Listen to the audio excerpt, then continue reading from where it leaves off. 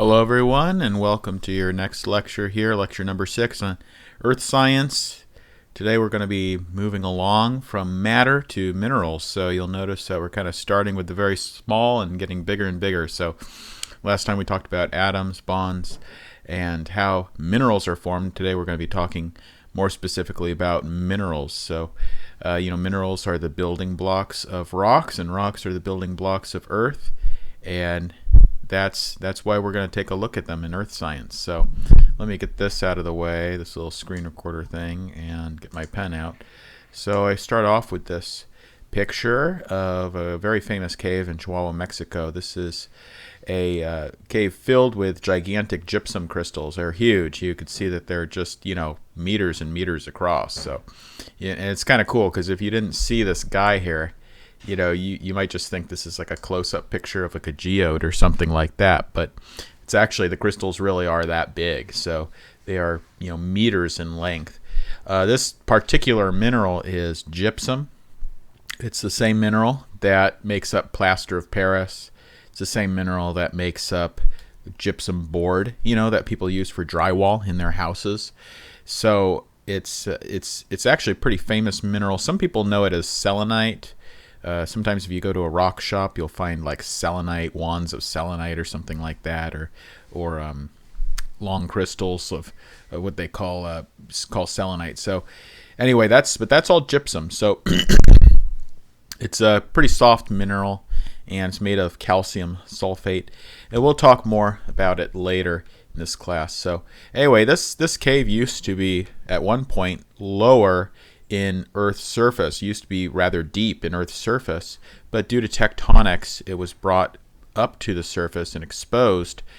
But at that time when it was lower, it was filled with hot thermal waters that contained a lot of calcium sulfate in them, and slowly they precipitated that out. So you might know that your hot water, sometimes it will leave some kind of mineral deposits or scaling or some kind of hard water deposits. That's really kind of what's going on in here in this cave, but kind of on steroids. So it's sort of like, you can think of it almost as like those hot water deposits that are left over in your bathroom tub or in your sink or something like that. So, slowly, little by little, crystals grow. So that's something you're going to see. Crystals take a lot of time to grow. They grow slowly. Some of you might have grown like rock candy or something like that in grade school. Hopefully you know what I mean. And you might have noticed that took a long time. It didn't happen in seconds. It took days and weeks to grow that crystal of rock candy. So crystals take time to grow. Minerals take time to grow. So let's talk a little bit first, just starting off, what minerals tell us about the Earth. And the answer to that is a lot. We could really have a whole class, spend a whole semester. You could actually do a whole PhD on just what minerals can tell us. So it's a tremendous trove of evidence and data and information that we get from minerals. So I'm just going to give you a few examples of things, that are kind of all over the place, but it just gives you an idea of the breadth of how much information can be gleaned from mineral content. So the first one, I just show you this hunk of the mantle. You might remember that we have never actually dug down into the mantle, so rocks like this are brought up during volcanism from the mantle. And this is how we know what the mantle is made of, what it is composed of, what elements are down there, how much silicon, how much magnesium, how much iron, right? So we look at the mineral contents of these things, and we can see what the composition is, right? So that's one thing minerals tell us. They tell us the composition of the rock, right? We know exactly how much silicon, magnesium, iron, et cetera, from the minerals, okay? It also tells us about the pressure and temperature, I reported to you last time about, not last time, but the time before that, about the pressure and temperature down in the mantle, but we've never dug down that far. Like, how do we know what the pressure and the temperature is in the mantle, at the core mantle boundary, 2,900 kilometers down? How do we know that information? How do we know what the pressure and the temperature is? Isn't that kind of crazy if you think about it? Like, we never stuck a thermometer down there, How do we know that? Well, we know it because we get samples from the mantle that tell us they have minerals that tell us exactly what the pressure and temperature is, because certain minerals form at very certain pressures and temperatures. Think of diamonds, for instance.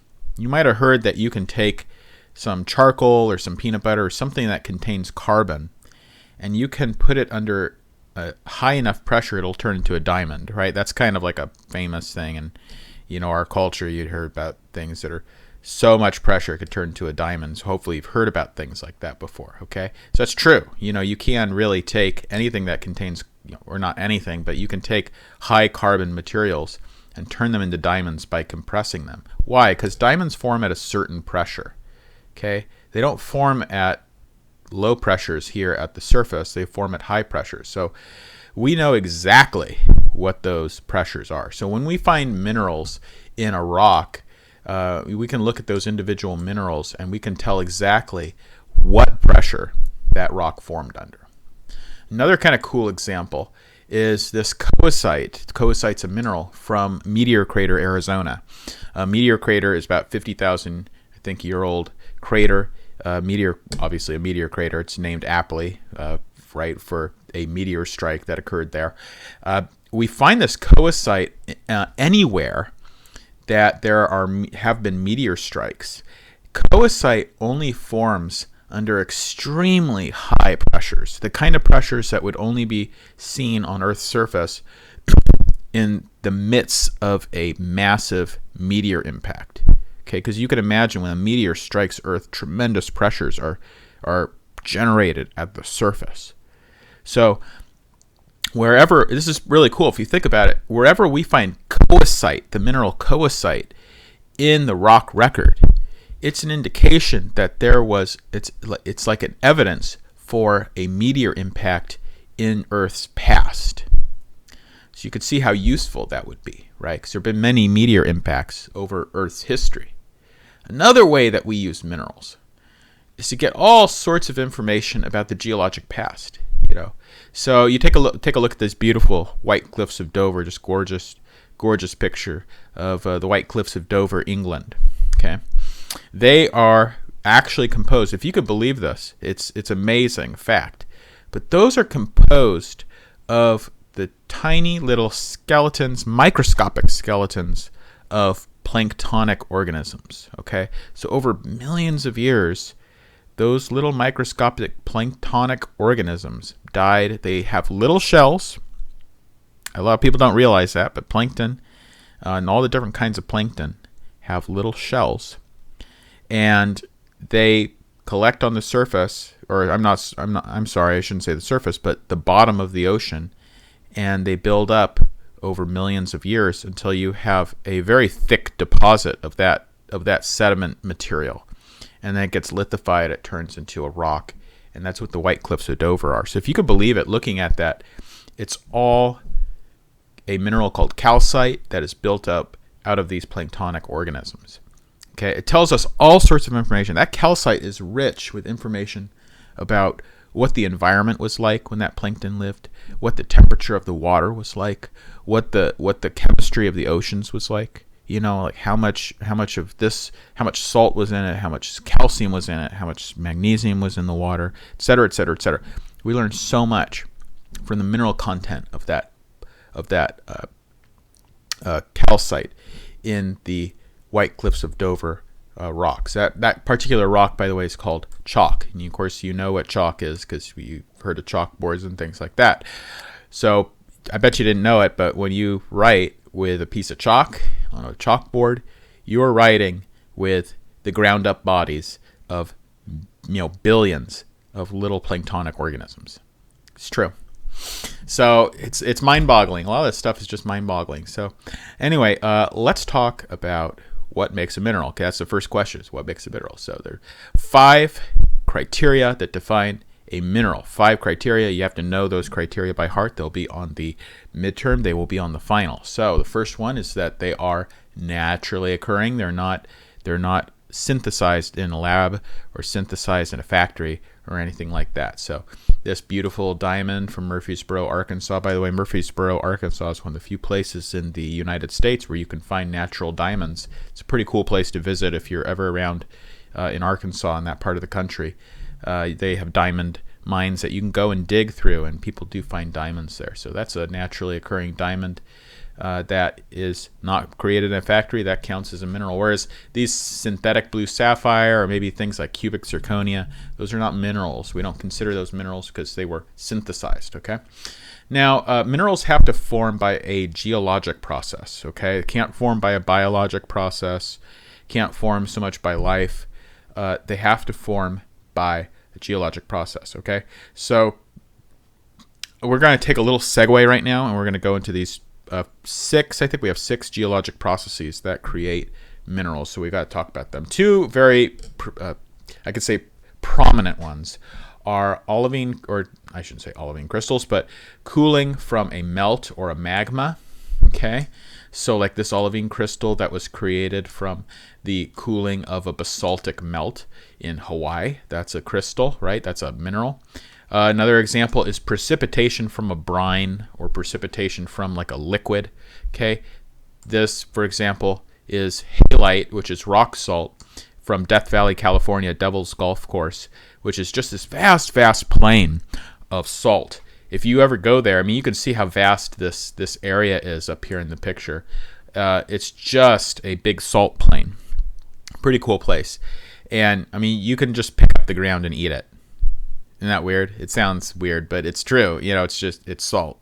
Okay. So anyway, out of those briny waters that wash out of the hills surrounding Death Valley, California, you get this high evaporation from the high heat. It evaporates and it leaves behind the salt little by little. Okay.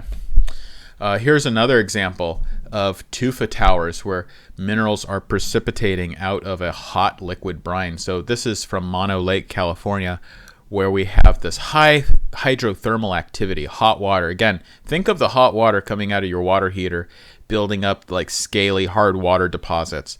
This is, again, the same thing on steroids. It's just, these are hard water deposits that have built up over, millions of years, right? And it just happens little by little, but eventually you have these pretty prominent structures built up out of the hydrothermal hot water activity that's going on that contains a lot of dissolved mineral content, right? I'm sure you all realize that when you drink water out of your faucet or wherever, I guess people usually don't drink water out of the faucet here in Corpus, but you drink even bottled water, you're not drinking pure water, right? You're drinking water plus some dissolved mineral content, right? And that's what kind of gives the water a little teeny bit of flavor. Or, some people say this water tastes better, that water tastes better. It's because of whatever is dissolved in that water that gives it a little bit of difference in the taste, okay? So anyway, water contains a lot of dissolved minerals, and when that water evaporates or whatever, it leaves behind that mineral content, okay? That's called precipitation, evaporation. Sometimes it can be called, what's another term for it? Precipitation, evaporation, some kind of deposition. Excuse me. Seems like I have to sneeze almost every lecture. Sorry for that. Okay, so we talked about crystallization from melt. We talked about evaporation here. Freezing of a gas is not an important way, but it does happen, right? So you think about volcanic gases that maybe contain high amounts of sulfur. That sulfur can freeze when it comes in contact with the relatively cool surface of the Earth. Growth at high pressure is a really important one. Think about, for example, I already used this example actually of taking something rich in carbon, charcoal, maybe even peanut butter you can do this with, and if you put it at high enough pressures, it will form a diamond. Okay, I use this example here of eclogite, which is called Christmas rock. It has that red and green colors. It's kind of pretty, and it forms at very high pressures. Okay, so is peanut butter a mineral? Obviously not, right? It's not a mineral. But you could take peanut butter, put it under sufficiently high pressure without doing anything else to it. You're just putting it under sufficiently high pressure. It drives off the excess hydrogen, nitrogen, oxygen, and you end up with this diamond, right? That's true. You can actually do that. It's possible. So it's kind of cool. You can just take materials, put them at high pressure, and make a mineral out of them. Okay, so that's growth at high pressure. Another important process is mineralization. So in this, we take, for example, this happens with fossils. You take bone tissue. Now, is bone tissue a mineral? No, it's a tissue, right? It's created by a biologic process, not a geologic process. It's tissue, and little by little, once it's buried in the earth, it will be replacement. It'll be replaced with mineral content. Okay, so that's called mineralization. And when you find skeletons of dinosaurs, those aren't really the bone tissue skeletons anymore. They're fossils, they're rock, they're minerals that have replaced the original bone tissue. Okay. Now minerals, getting back now from the geologic processes that create minerals back to what defines a mineral. I told you there's 5 criteria that define a mineral. We've covered 2. Let's cover the remaining 3. So minerals have to be solid. Okay, so for example, this glacial ice counts as a mineral, but the water does not, because water is a liquid. That's pretty easy to understand. This one, though, is more difficult to understand. Minerals have a crystal structure. Minerals have a crystal structure. And what that means, now I know that when you think of crystals, you probably think of something like this, with these very precise kind of geometric shapes and faces, flat faces, right, that form these pretty shapes naturally, right? So the reason that minerals form those beautiful crystals is that they have an internal atomic ordering. So if you were to zoom in on a quartz crystal, you would see that the atoms are in a very precise arrangement, right? You see the arrangement here. If you were to zoom in on a halite crystal, right, that's rock salt, you would see a very precise arrangement of atoms. So atoms in a mineral are crystalline. They are highly ordered. Okay? So there's an orderly arrangement of atoms, and that gives us the crystal. This should say crystal, not crustal lattice. Okay? So, pardon me. I'm kind of a little sneezy today, I guess. So the last one is that minerals have a definable chemical composition. That means for every mineral, you have to be able to write a chemical formula for that mineral. Okay? You have to be able to write a chemical formula that defines it. All right? Now, you can't do that for things like, let's say, like wood. Like you can't just write, here's the chemical formula of wood. No, because different wood has different amounts of atoms and elements in it, right? Sometimes even the same wood, like, cherry wood or maple wood or whatever, it's going to have different proportions of carbon to oxygen to hydrogen to whatever. Okay? Not so with minerals.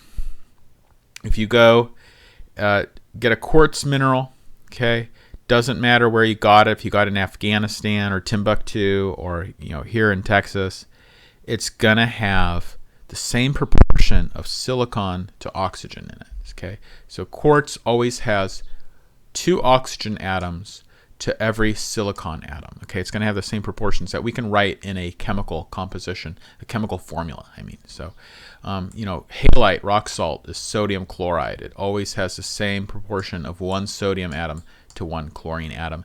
And hopefully that makes sense to you now from the preceding lecture, which we talked about mineral bonds, ionic bonding, and how ions have very certain charges and they're going to combine in certain proportions. Okay. Notice down here we have diamond and graphite. They are minerals, but they only have 1 element in them. See, they're both carbon. So you can have minerals made of just 1 element. For example, gold and silver and copper might surprise you. They're all minerals. Okay, so a gold nugget, naturally occurring gold nugget, is a mineral. It only has 1 element in it. It's just copper or gold or silver, whatever it is. Okay, same thing with diamond. Diamond is just carbon. Graphite's just carbon.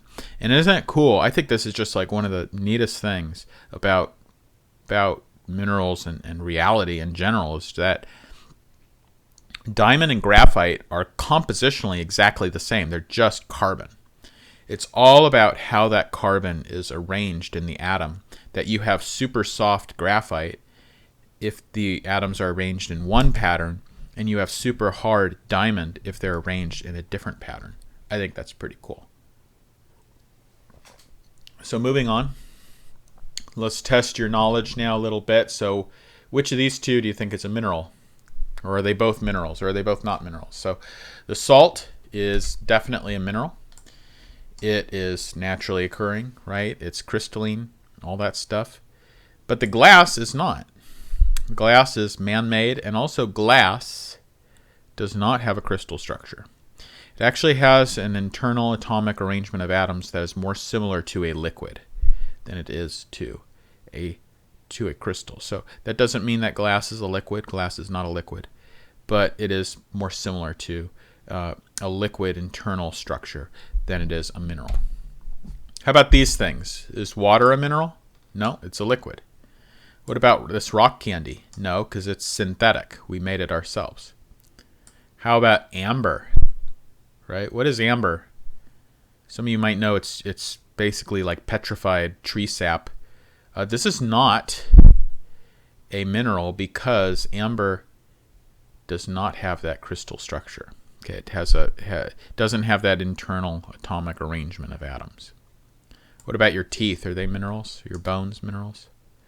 So not really. They're made by a biologic process, so we don't really consider them minerals.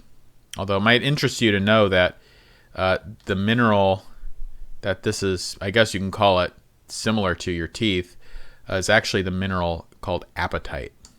Not making that up. It's spelled differently than appetite, like you have a good appetite, right? But it's a mineral called apatite. So, but we don't consider your teeth to be minerals because they're biologically created. I just want to go over quickly some kind of important properties of minerals that might help you identify them, and also important properties you should be aware of as we move forward in this class. One of the most obvious ones, of course, is color, right? But you should be aware that minerals can be a lot of different colors, right? Great example of that is quartz. Quartz can be, you've probably heard of all these things, right? Milky quartz, there's clear quartz, there's rose quartz, there's amethyst, there's citron, there's smoky quartz. All of it is quartz, right? It's just superficial differences of color that are tied to maybe it contains some impurities or defects in the crystal lattice. Streak is another property of minerals. That's where you crush up the mineral on a piece of unglazed porcelain and it leaves a certain color. And you'll notice that the color is not the color of the mineral is not necessarily the color of the streak. So perfect example of that is hematite, which can be black or red. Hematite can be black or red. But what's kind of cool is that when you rub it on the porcelain, you're always going to get like kind of this reddish brown streak. Okay, so it's useful because we can look at the same mineral. It might be two different colors, but it'll have the same streak. That's useful to us. Pyrite, fool's gold, has a black streak, even though it's kind of a brassy gold color. Luster is kind of just how light reflects off the surface. Minerals can have lots of different lusters. Metallic is a common one. So pyrite here, which is fool's gold, has this metallic appearance. Gypsum has this kind of silky luster. Here's some kind of more minerals with a metallic luster. Okay, luster's not too important for us, but just kind of want you to be aware it exists. Hardness is important, though. I want to talk a little bit about hardness. So some minerals are soft, some are hard. Hardness kind of tells you how easy it is to scratch the mineral, okay, and how resistant it is to scratching. And there's a scale called the Mohs hardness scale. It goes from 1 to 10. Mohs is spelled right here. It goes from 1 to 10, and basically all minerals are kind of classified on that scale somewhere between 1 and 10. Talc, the mineral talc, is the softest mineral at only a 1. Graphite is also a 1. That's your pencil lead, right? Graphite is so soft that paper scratches it, right? it scratches off and rubs off on paper. So that's why we use it as a writing utensil. Talc is so soft that we use it for babies, right? For babies' bottoms. We put that, that baby powder you put on a baby's bottom to kind of dry them out. That's talcum powder. It's made of ground up talc.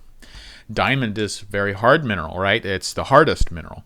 It's so hard that we actually embed it in the blades of saws in order to cut rocks and basically anything else. Diamond saw blades can cut just about anything.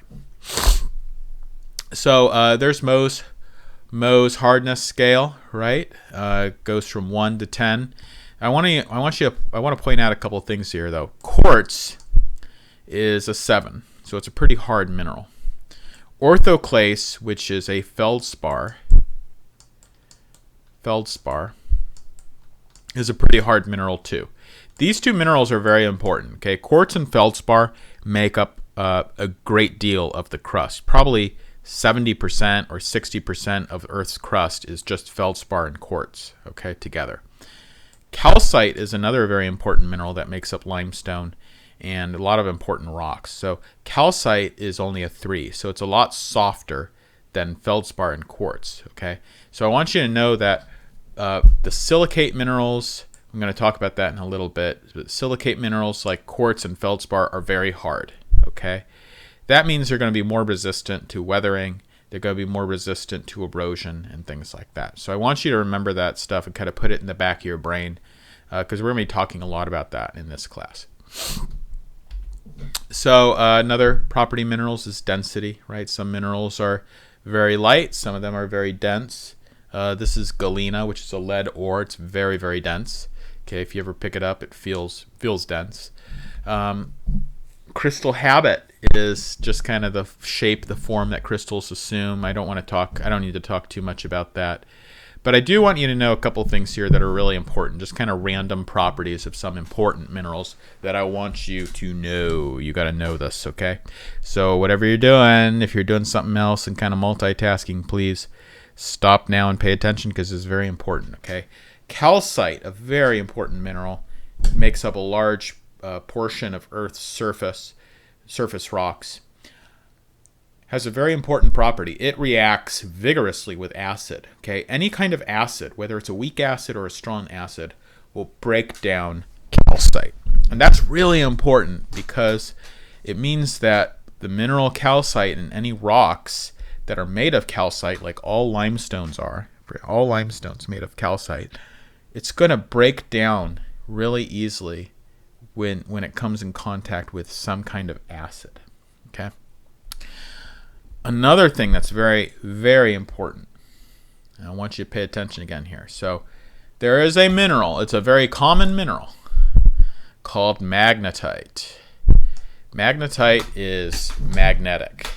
And it's not only magnetic, but it can attract iron like this, and it can definitely be attracted by a magnet as well. So it interacts. This is important. Remember how we have a magnetic field, right? I told you our Earth is like a giant electromagnet, okay? Magnetite reacts to that. So what you'll see later in this class is that magnetite in rocks it reacts and it responds to the magnetic field that is prevailing at the time when the rock is formed. Okay, that's very important. I want to again just put that in the back of your mind because I'm going to repeat that a lot in this class. It's a very important fact. So magnetite. Okay, sulfur is stinky. I don't need to tell you this stuff. Salt, halite is salty. You don't need to know that too much. Just I want you to be aware of some of these properties. Cleavage is an important property. I want to talk about that just for a second here. So cleavage in a mineral describes how that mineral breaks and whether it breaks along very specific, like in a patterned way in these very specific planes, or if it breaks randomly. Okay, so when we break apart some minerals, you'll notice there is a pattern to the breakage.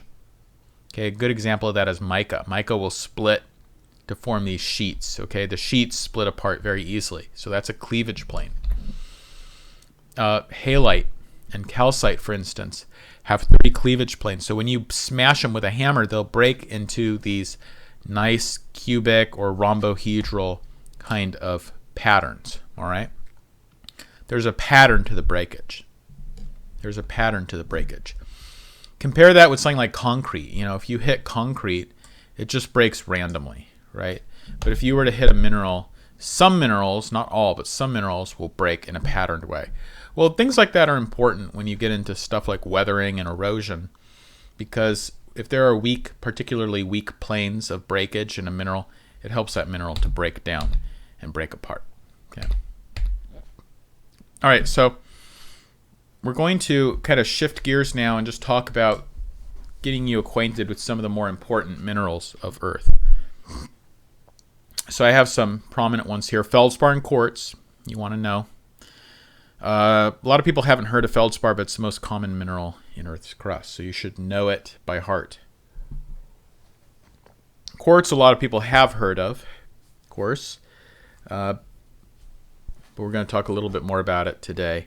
Olivine, a lot of people haven't heard of, but it is the mineral that makes up a lot of the mantle.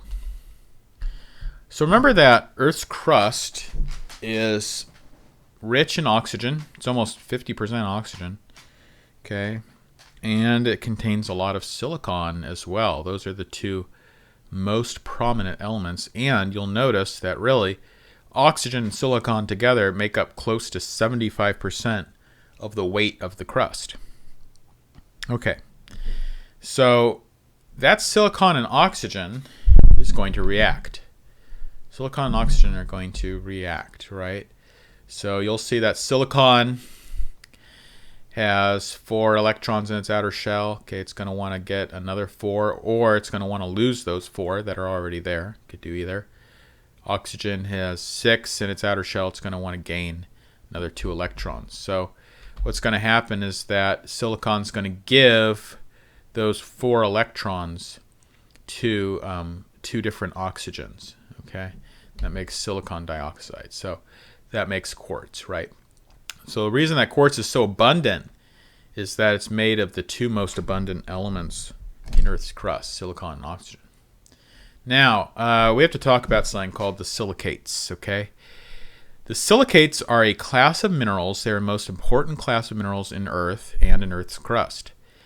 They are very prominent. If you go out and collect a rock and just look at a rock, odds are that rock that you picked up, odds are that rock is 50% silicon and oxygen, made of silicate. Okay. Now, that silicon and oxygen combines in a very particular structure called the silicate molecule. You need to know the silicate molecule. He is your friend, and you need to know him very well, or him or her. You need to know him very well. So this is the silicate molecule. Okay, it has 1 silicon atom surrounded by 4 negatively charged oxygen atoms, gives it a net charge of -4. And this silicate molecule is going to combine with other atoms, other cations, to give us different minerals, okay? But this silicate tetrahedra is the building block of Earth, okay? Earth is made up of trillions and trillions and trillions and trillions of these little guys, okay? Now, most of the rocks you see around you are based off this silicate molecule, okay? It's so prominent, so common, so you need to be familiar with it, okay? You need to know the shape. By the way, we call these silicate tetrahedra. So we get that term tetrahedra. Let me get a different color here so you can kind of see it better. We call these tetrahedra because they actually form things that are 4-faced. Tetra means 4. Hedra means face. And you can see that there are 4 faces to this shape. So you're gonna form these things that kind of look like this, right? And on each corner there's an oxygen atom, and in the center there's a silicon atom. Okay, they have 4 faces. So there's face number 1, face number 2, face number 3, and there's a face number 4 that you can't see in the back over here. Okay, and I think that's it. So let's take a look at the most common silicate minerals. These are silicate minerals.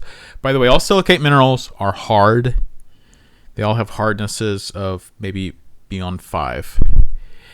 They're all hard, and they're all kind of relatively kind of vitreous. Might say vitreous minerals. Kind of means a glassy appearance to them. Some are opaque, some are transparent. But let's take a look at some of these guys. Okay, now I'm going to present these 6 silicate minerals, and they are in a very specific order. So you got to pay attention to the order that they're in. All right, the first one is quartz. You should know the mineral formula of quartz. It's SiO2. The next one is feldspar. This is the mineral formula of feldspar. Okay, NaK in parentheses. Okay, Na, comma K. That means either sodium or potassium or some mixture of both. Parentheses. AlSi3O8. Okay, aluminum, silicon, and oxygen. The most prominent elements of the crust. Okay, and that's why it's the most abundant mineral in the crust. Okay, it's got all the crustal elements in it. The next is mica. The next is a mineral called amphibole. The next is pyroxene. The last one here is olivine. Okay. Now, these are in a very specific order. They're in an order that reflects the interconnectedness of the silicate molecules in it. Okay, I'm going to say that one more time. These minerals are in a very specific order, and it's an order that reflects the degree of interconnectedness of the silicate molecules. In quartz, the silicate molecules are very connected to each other. In olivine, they are not connected at all. So here is a picture of the crystal structure of kind of atomic level crystal structure of olivine. And you will notice that the silicate tetrahedra are not touching. Okay. So these are like, I think of these almost as like the lonely gamer in his basement. Silicate tetrahedra. They don't interact with anyone. They just keep to themselves. So they're not connected to anyone. Okay. That's olivine. That's the kind of crystal structure olivine has. Next, we have a little bit more interconnectedness. So here, the silicate molecules, you'll notice, form chains. These are called the single chain silicates, represented by the pyroxene group. So these are the pyroxenes, single chains, pyroxenes. Okay. So you'll notice that in this formula, the tetrahedra are all linked together in a long chain. Okay, that's what we call it, single chain.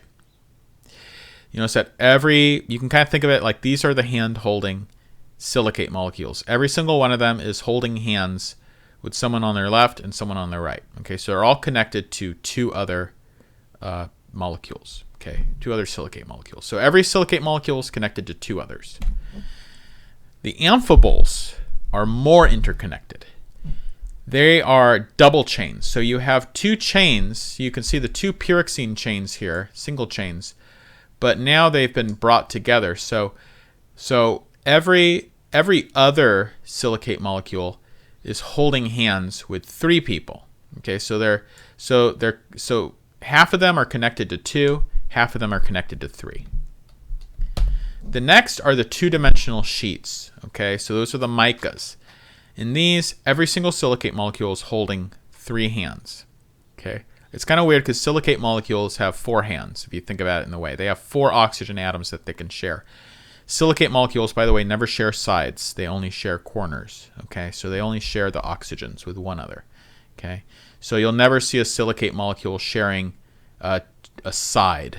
Like you'll never have a silicate molecule like this and another one like that. Okay, that doesn't happen. They only share corners. Okay, like that. So that's not allowed. but this is. Because when you have it like this, I'll tell you why. When you have it like this, the silicate cation, the silicon cation in the center here, they get too close to each other. And you know, they're both positively charged, so they repel each other. So that's why that's not stable.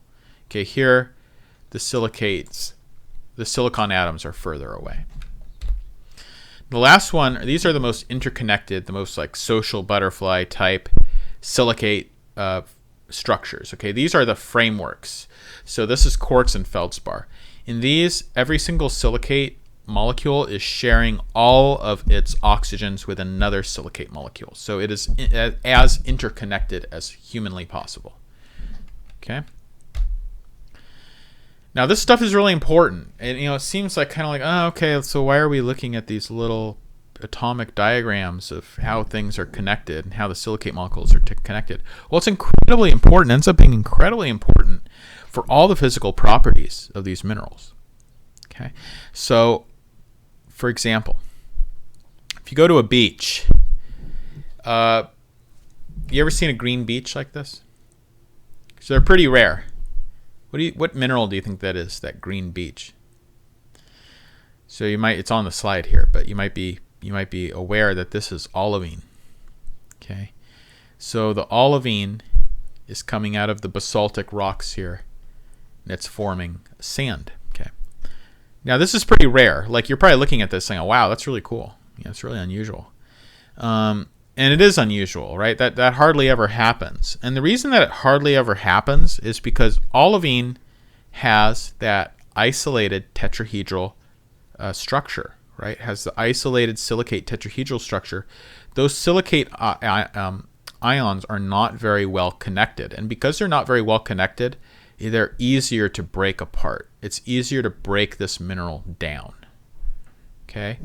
What you're used to when you go to a beach is something like this, white sand. What's the white? It's quartz. It's quartz and it's feldspar. Okay?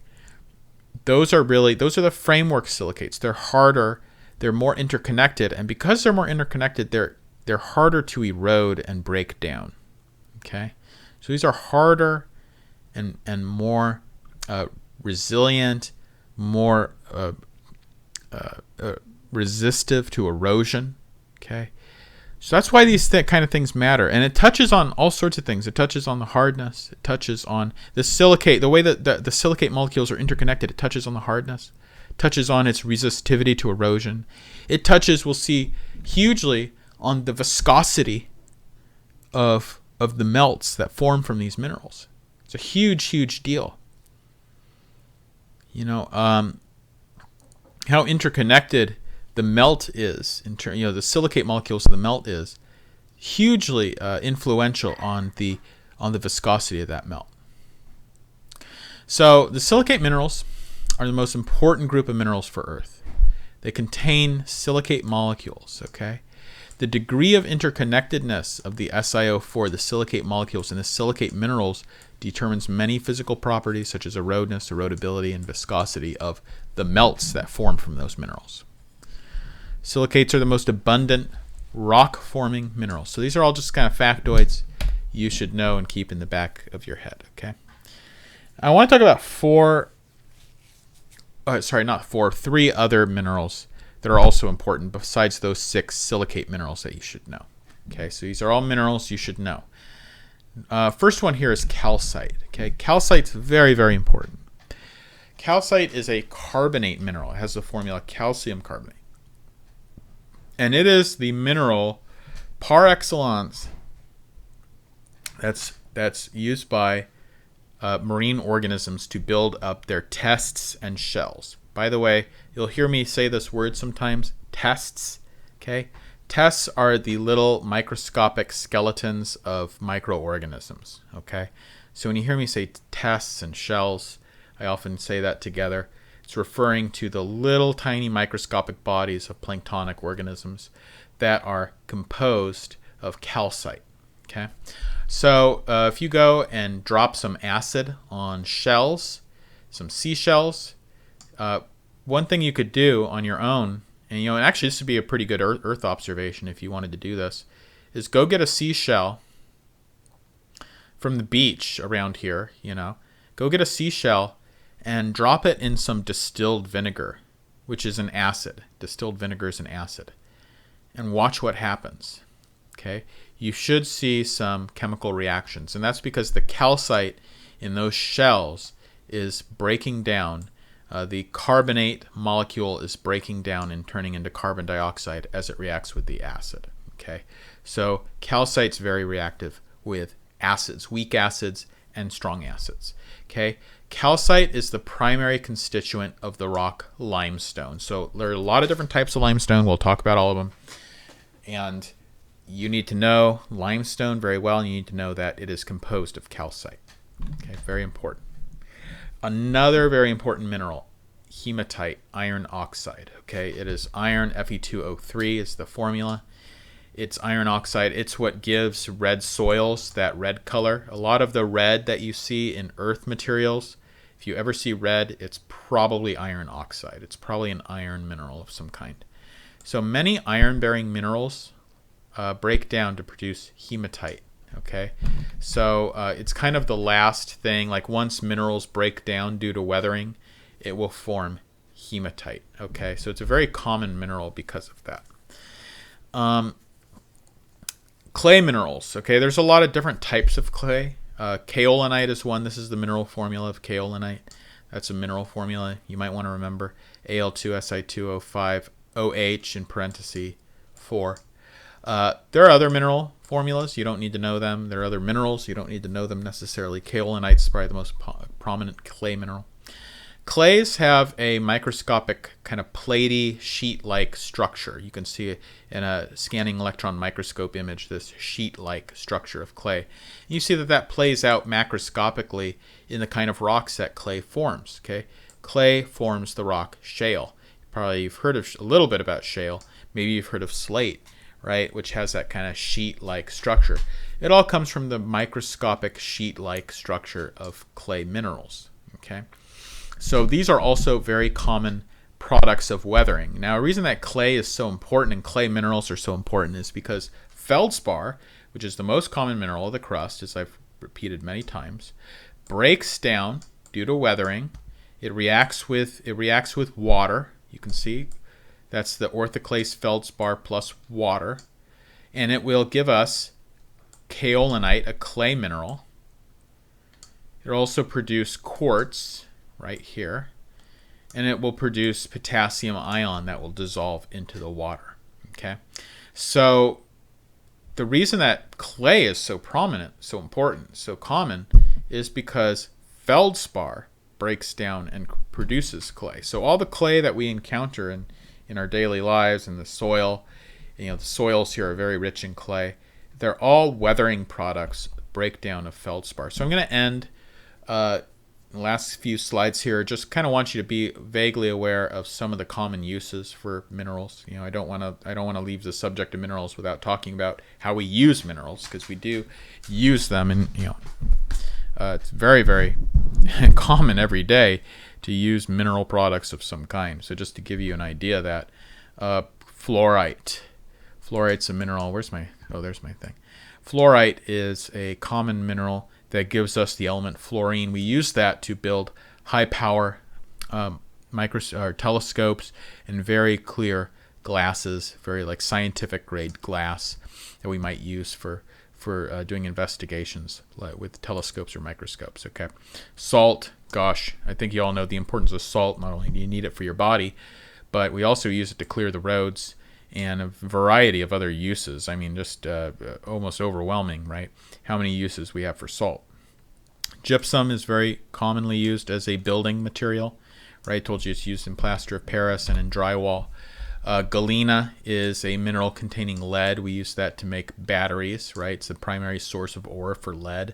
Hematite is an iron ore, okay? Think of all the ways we use iron, right? We use it in 1,000 different ways every day, for steel, for whatever iron pieces, tools, and everything else that we use iron for, in our cars, our vehicles, our bicycles, etc., etc., etc. Uraninite, UO2, is uranium oxide. We use that for nuclear power, right? Quartz, SiO2, gives us glass for glassware, but also windows. Anywhere you see glass, glass is made of the mineral quartz. Okay, it's basically melted down quartz. Graphite we use in pencil lead. We also can use it in some lubricant applications. Diamond we use to make diamond saws to cut, as long as being a gemstone, right? Diamond saws can, like I said, can cut just about anything, right? Can cut solid rock. So just in summary, minerals are naturally occurring, solid, shaped by geologic processes. They have a crystal structure and a definable chemical composition. Those are the 5 criteria that make a mineral. They have a repeating pattern in their crystal structure. Okay, they have to have that internal high level of internal atomic ordering. Okay, minerals are the building blocks of rocks and of earth. They're, as I already said, those are this kind of different defining characteristics of them. They can tell us all about the rock composition, how the rock formed, how the rock has been modified, the pressures and temperatures it's been exposed to. They can be used as building materials, energy products, gems, etc., etc., etc. So I want you also to know the silicate minerals. You should be very familiar with the silicate minerals and the degree that, how silicate tetrahedra interact, how they connect to each other, and how that affects the different properties. Okay, so you should be familiar with all those things. On the exam, I'll ask you these questions. What are minerals? How do minerals form? What do they tell us about the earth? How can they be useful to us? All those I will ask you in a kind of multiple choice way. So here are some example exam questions. Which of the following is not true about minerals? So if you take a look at those, it's this one. All minerals are compounds of more than one chemical element.